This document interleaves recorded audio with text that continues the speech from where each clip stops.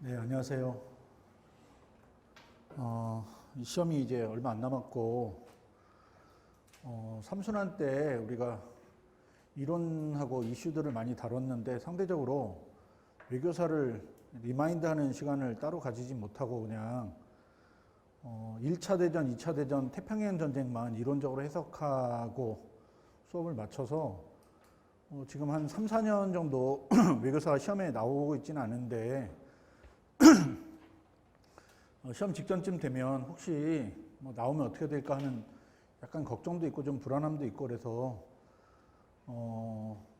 외교사를 따로 한번 정리를 하는 게 좋겠다고 생각하고 이 강의를 만들었고요. 처음 해보는 거라서 약간 어떻게 할까 고민을 하다가 두 가지로 이제 포인트를 잡았는데, 하나는 리마인더라고 해서 일단 우리가 전체 외교사를 개괄해가지고 빠른 속도로 한번 쭉 정리해서 시험에 혹시 외교사가 어떤 방법으로 나오든 우리가 이론적으로 대처할 수 있게 만드는 작업을 하나 하고, 두 번째는 혹시 올해 이슈가 있어서 이걸 외교사하고 엮으면 제가 볼 때 두 가지인데, 하나는 한국전쟁이 70주년 되는 해라서 한국전쟁에 대한 부분을 하나 다뤄볼 수 있겠고요. 두 번째는 요즘에 연일 뉴스로 보고 계실 텐데 미중 간의 관계가 굉장히 심상치는 않아요. 그래서 미중 간의 관계를 좀 전체적으로 윤곽을 좀 그려보는 게 좋을 것 같아서 그렇게 작업을 했는데, 그래서 이제 두 가지로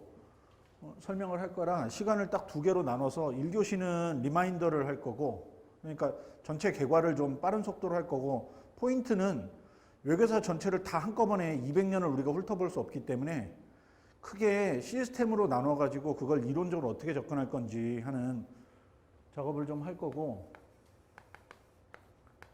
그 다음에 두 번째는 이제 이슈를 할 건데, 이슈 중에 한국전쟁에 관한 거 하나 하고,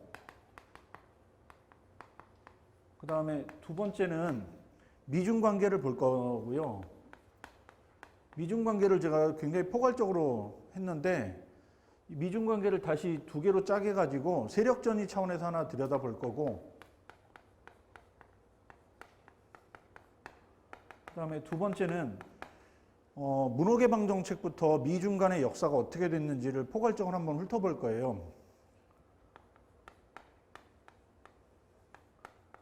그래서 두 가지에 대비할 건데, 하나는 미중 관계로 시험이 나오면 외교사가 아니라 미중 관계로 나오면 미중 관계를 우리가 이론적으로 들여다보기도 할 거고, 이거를 이제 세력전이가 가능하냐 가능하지 않냐, 어떻게 이제 세력전이 했던 케이스들이 있는지 살펴볼 거고요.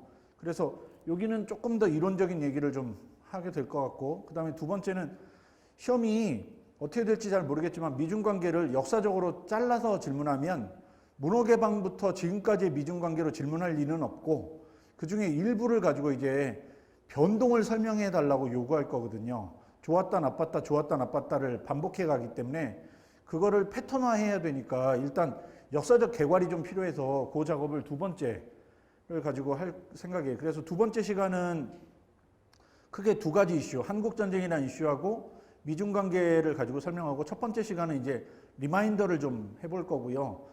지금 거의 지금 정도 때면 제 경험상으로는 그냥 버티는 게 잘하는 거거든요.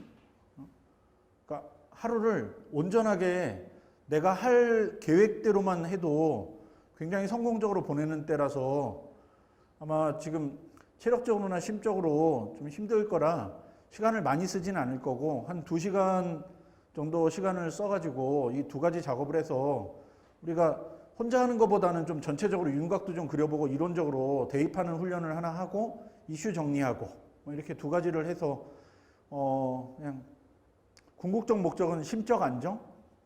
시험 보기 전에 뭘 맞추겠다 이런 것보다 그냥 심리적으로 마음 편하게 가자 뭐 이런 취지에서 만들었으니까 그 취지대로 한번 정리를 해볼 건데요.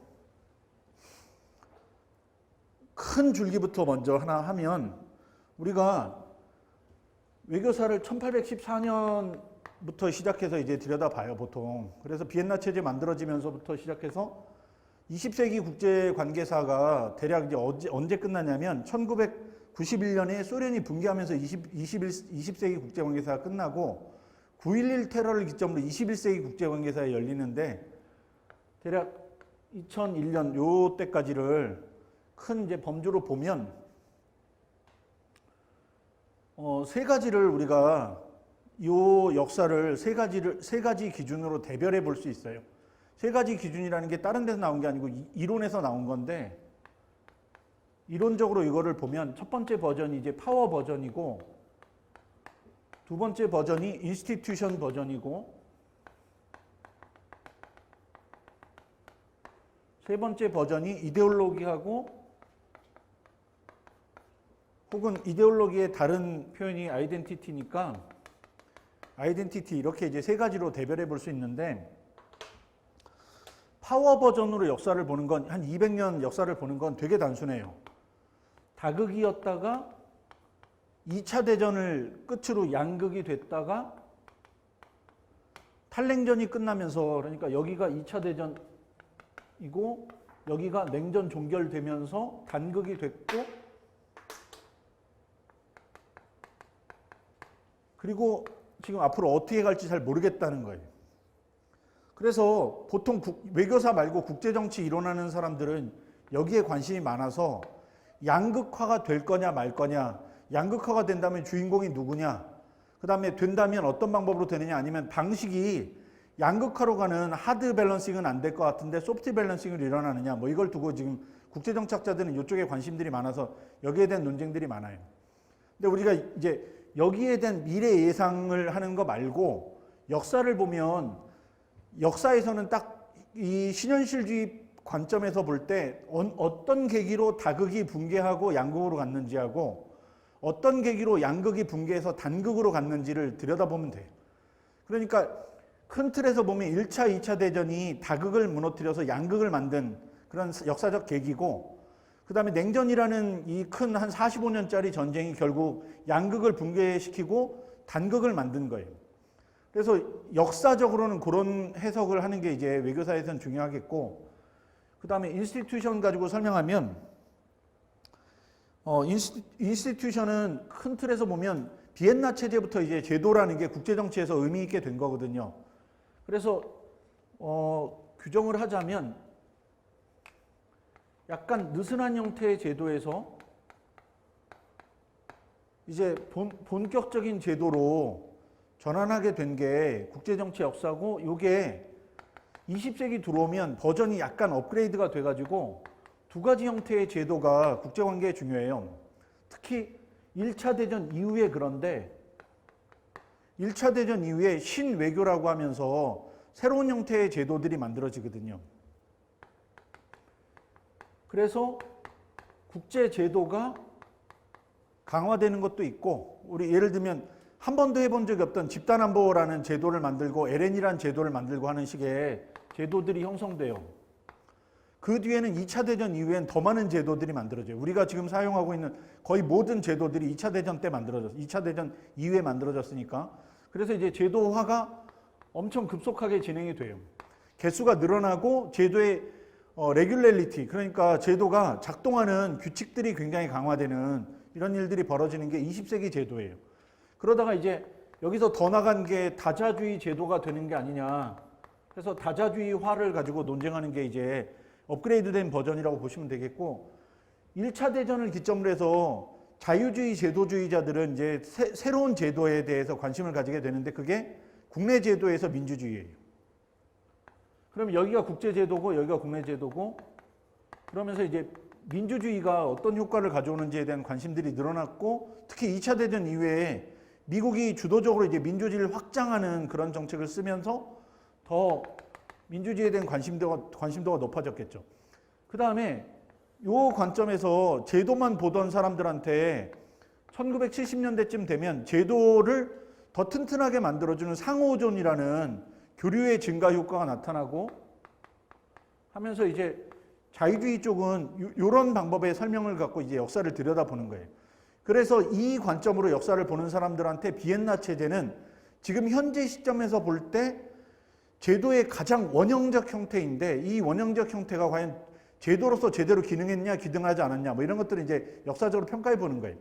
그래서 이런 관점에서 이제 시험 문제를 만든다고 하면 비엔나 체제가 제도인지나 아니면 다자주의적 제도인지 뭐 이런 것들을 한번 평가해 달라고 물어보는 게 자유주의 이론가가 이제 역사를 들여다보면서 내는 문제가 되겠죠.